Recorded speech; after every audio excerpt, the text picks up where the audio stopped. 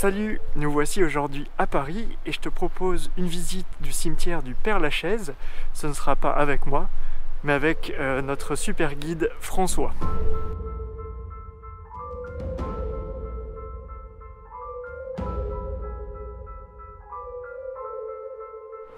Salut! On va visiter le cimetière du Père-Lachaise. Construit en 1804, il referme des légendes, des secrets, des tombes magnifiques. Venez.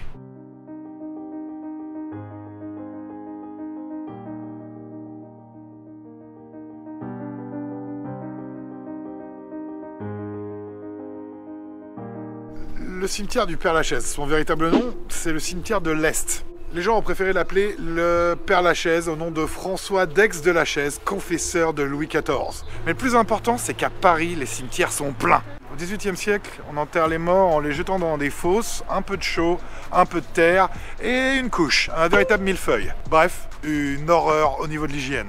On décide d'ouvrir 4 grands cimetières autour de Paris. Ici, on est à la fois dans un cimetière, ensuite un véritable musée à ciel ouvert et un des parcs et un des endroits les plus calmes et les plus agréables de Paris. Alors, Brongniart, l'architecte de la Bourse de Paris, c'est à lui qu'on va confier l'architecture du cimetière. Son inspiration principale, les jardins à l'anglaise, qui sont vraiment à la mode. C'est pour ça que la première partie du cimetière, celle qu'on visite pour le moment, est plein de petites ruelles, pas droites, pas de géométrie, l'impression que la nature a repris ses droits. Un véritable jardin à l'anglaise. Quand ça a ouvert, il n'y a pas grand monde. Comment on a attiré le chaland ici? Très simple, on a ramené des stars. Quand Héloïse et Abélard sont arrivés ici, les tombes sont passées de 833 à plus de 5000. On a commencé à étendre jusqu'à actuellement quasiment 44 hectares. Et quand Molière et La Fontaine ont été rapatriés, alors là, Broadway.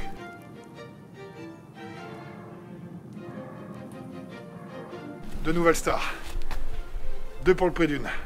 La Fontaine, Molière. Sont-ils vraiment ici? Très peu de chance. Molière, enterré fosse commune.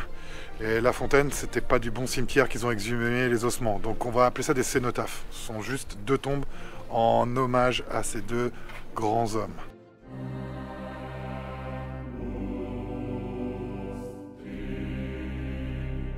Je vous présente le tombeau d'Héloïse et Abélard, le couple le plus romantique du XIe siècle. Elle était belle. À l'université de Paris, c'était la première femme à connaître plusieurs langues. Abélard, lui, un des esprits les plus fins de Paris. Un théologiste qui avait 20 ans de plus que les jeunes demoiselles. S'ensuit une correspondance, de nombreuses lettres entre les deux amoureux qui vont devenir, pendant des siècles, le modèle d'amour romantique.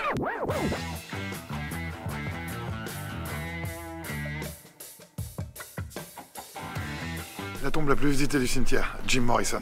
Deux façons d'entrer ici. Soit d'y être né à Paris, soit d'y mourir, ce qui est son cas. Et d'ailleurs, son père le détestait tellement que personne n'a voulu rapatrier le corps. C'est pour ça qu'il est encore ici, sous une épitaphe délicieuse.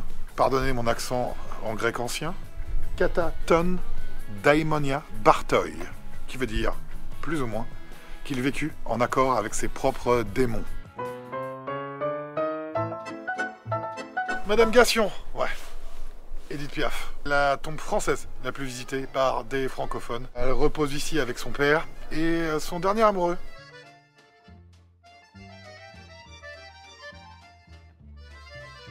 Ah, le plus français des Polonais, le plus polonais des Français, Chopin en personne.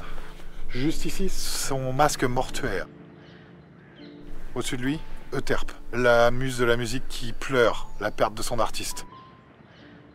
Le cœur a été rendu à Varsovie. Parmentier. Appréciez toutes ces pommes de terre, il y a des fans. Hein. L'inventeur de la pomme de terre. Bah non, la pomme de terre, il l'a pas inventée.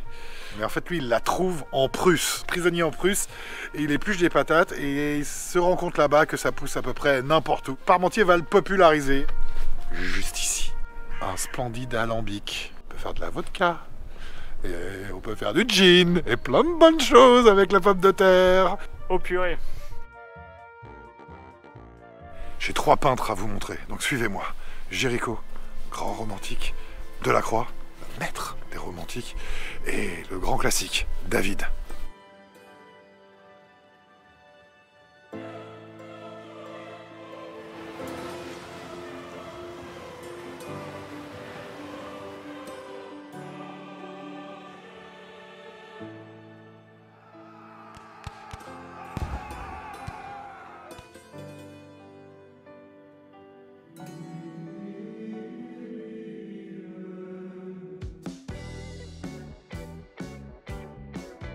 Le dandy ultime, Oscar Wilde. Splendide et étrange sculpture de Daniel Epstein. C'est une sorte d'ange démon du feu mésopotamien. Et si vous regardez très bien, il manque une partie intime. Ce sont ses amis qui, après sa mort, ont financé une tombe en l'honneur de l'artiste. Suivez-moi derrière, car se cache un poème.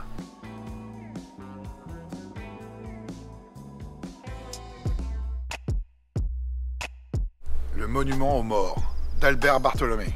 Un sculpteur un peu oublié, mais d'une grande qualité, d'une grande délicatesse. Quand les tombes sont ici, vous pensez qu'elles sont à perpétuité. Mais quand elles tombent en ruine et que les ayants droit ne s'en occupent plus, on vide la tombe et on revend l'emplacement. Où vont les ossements? Derrière moi. Les deux portes, sur les deux côtés, un accès à l'ossuaire du cimetière. Plus d'1 million d'ossements. Bartholomé va nous faire un monument aux morts absolument délicieux. La plupart des personnages sont terrifiés face à la mort. La femme tient doucement l'homme par l'épaule face à l'autre monde, mais elle est confiante. Avant de commencer la sculpture, Bartholomé a perdu sa femme et il l'aimait énormément. Il a mis 20 ans pour achever ce chef-d'œuvre.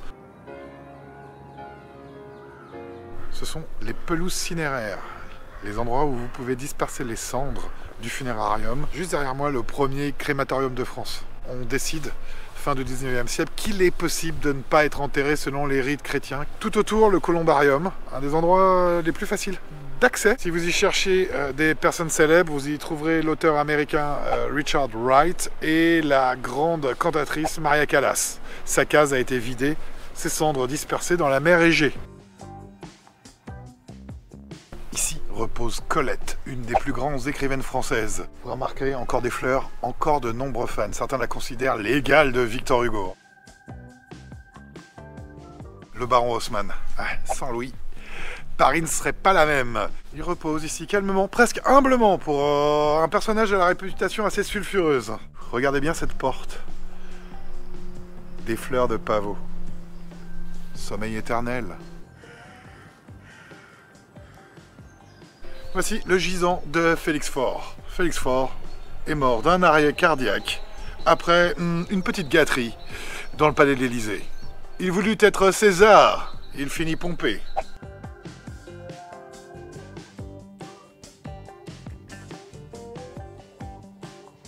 Dans un cimetière s'appelait Vivant, ça fait rire.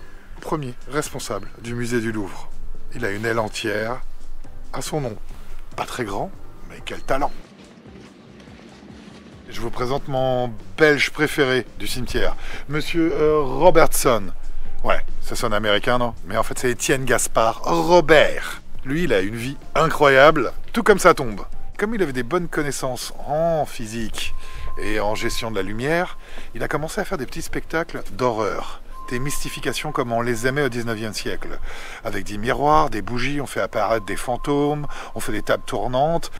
Et il va devenir extrêmement riche. Tellement riche qu'à la retraite, il va changer de travail. Une troisième fois, c'est marqué sur la tombe. Il va devenir conducteur de montgolfière. Juste derrière moi, le conservatoire. C'est là aussi où travaille le nouveau conservateur, bon, nouveau c'est quelques années qu'il travaille ici, Benoît Gallo, un photographe émérite qui, pendant le Covid, a photographié toute la nature du Père-Lachaise. Même des scientifiques qui ont accès la nuit au cimetière viennent étudier la faune ici. Le conservateur Benoît Gallo a une politique très importante d'arrêter les pesticides. Ce cimetière, quand j'étais plus jeune, était extrêmement gris, minéral et encore plus déprimant. Par contre, la nature reprend ses droits et quand elle le fait de façon absolument splendide.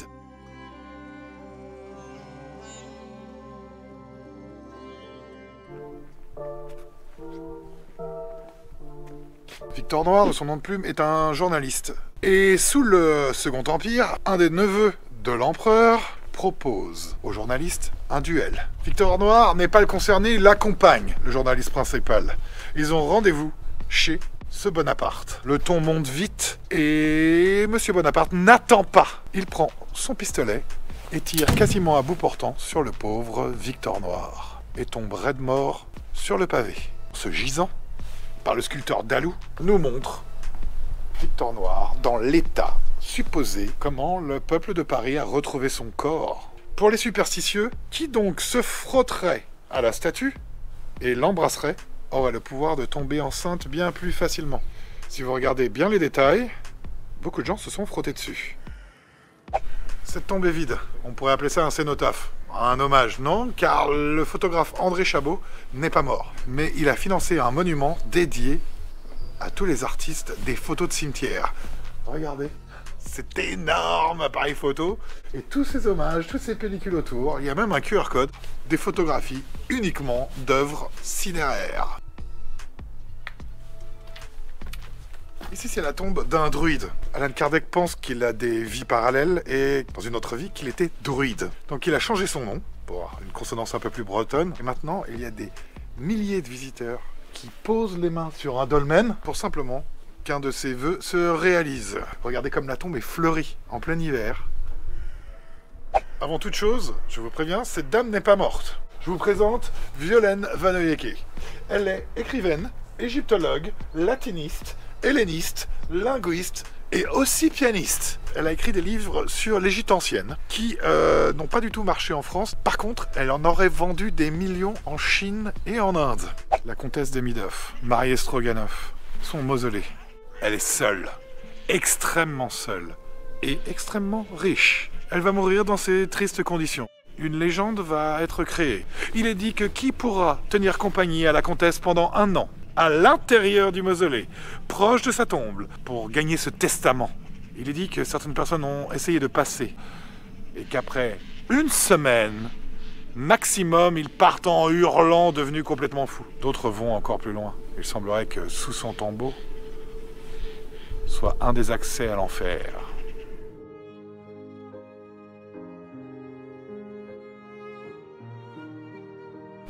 Le mur des fédérés. On est en 1871. La commune de Paris, le combat est perdu. Les derniers combats, ici même, entre les tombes. On estime à 170 les derniers combattants. En phase 2, ils sont plus d'1 millier. Le drapeau blanc va être levé. Les derniers combattants sont à bout de souffle. On va les aligner contre un mur, pas celui-là. Le mur d'enceinte extérieure, dans le jardin Champlain. Et 147 fusillés.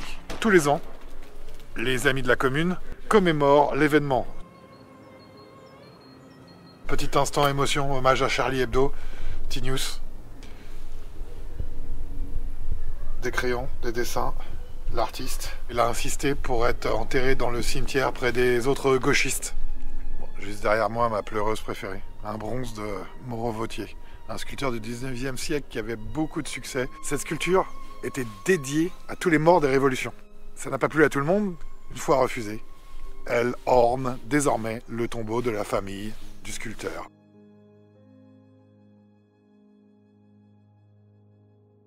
Eh ben, merci beaucoup François pour cette super visite et je vous dis à très bientôt pour une nouvelle vidéo. On vous attend au cimetière.